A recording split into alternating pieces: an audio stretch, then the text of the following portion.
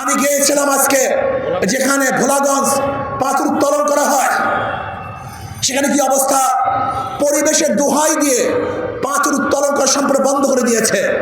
অথচ আমি দেখে আসছি অদূরই ভারতের মধ্যে, ভারতের সীমানার মধ্যে আমরা দেখেছি সেখানে বুমমিন করে, পাহাড়কে ধ্বংস করে সেখান থেকে পাথর উত্তোলন করে, তাতে পরিবেশ নষ্ট হয় না। অথচ আমাদের দেশের কিছু ভারতের দালালরা পরিবেশের দোহাই দিয়ে আমাদের দেশের হাজার হাজার হাজার হাজার কোটি কোটি টাকা আজকে তারা নষ্ট করে ফেলেছে। অথচ বিদেশ থেকে, ভারত থেকে পচা পাথর আমি নিজে দেখে আসছি, যেখানে মাটি মাখা খুব পচা মানের পাথর, নিম্নমানের পাথর তারা নিয়ে আসছে। অথচ আমাদের দেশের খনিজ, আমাদের দেশের পাথর আমরা তুলতে পারছি না। আমি অন্তর্বর্তী সরকারকে বলবো, আমি মনে করি যারা পরিবেশের দোহাই দিয়ে পাথর উঠানোকে বন্ধ করেছেন, তারা এদেশের চিন্তা ভাবনা লালন করেন না, তারা ভারতের চিন্তা ভাবনা লালন করেন। তাদের মেজাজ মন এই দেশের মেজাজ মন নয়, তারা ভারতের মেজাজ এবং মন নিয়ে বসবাস করতেছেন।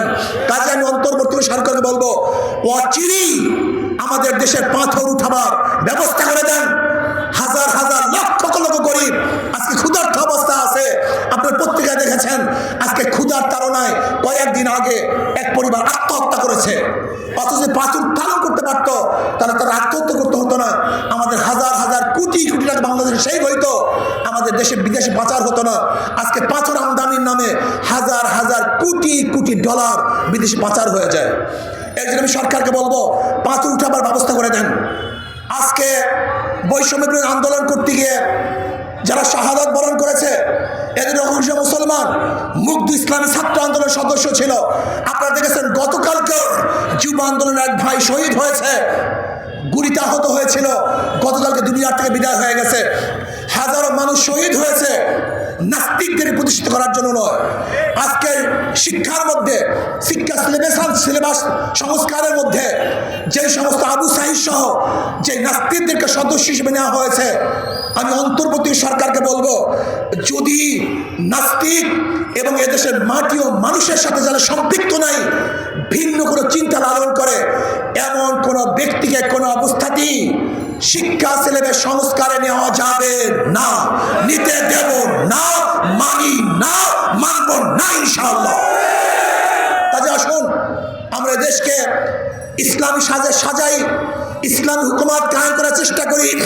যদি ইসলামী হুকুমত কায়েম করি, তাহলে আমার মা বোনেরা ন্যায্য অধিকার ভোগ করবে, আমার মা বোনেরা ধনী হয়ে যাবে, আমাদের মা বোনেরা বড় শিক্ষিত হয়ে যাবে।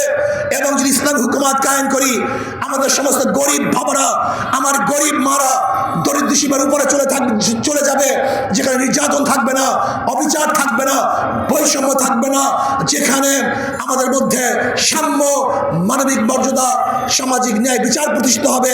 এর জন্য আসুন কাঁধে কাঁধ মিলিয়ে 92% মুসলমানদের দেশে ইসলাম হুকুমত হবেই হবে, হওয়াই উচিত। এর ব্যতিক্রমে বাংলাদেশের জনগণ সহ্য করবে না, করতে পারে না ইনশাআল্লাহ। কাজে আসুন আগামীতে সবাই ঐক্যবদ্ধভাবে ইসলাম হুকুমত কায়েম করার জন্য হাত পাকা প্রতীককে শক্তিশালী করবেন, ভোট দিবেন এবং ইসলামী আন্দোলন অন্তর্ভুক্ত হবেন, এই আশাবাদ ব্যক্ত করে আজকে এখানে বক্তব্য শেষ করছি। আমা আলাইনা ইল্লাল বালাগ। আল্লাহুম্মা আমিন। ربنا ظلمنا أنفسنا وإن لم تغفر لنا وترحمنا لنكونن من الخاسرين ربنا آتنا في الدنيا حسنة وفي الآخرة حسنة وقنا عذاب النار। আল্লাহ আপনার জমিনে আপনার হুকুমত, ইসলাম হুকুমত কায়েম করে দেন। ইসলামী হুকুমতের জন্য সাহাবায়ে কেরামদের নমুনায় সহিহ জাদ্দোজাহাদ করার তৌফিক দিয়ে দেন। রব্বিরহামহুমা কামা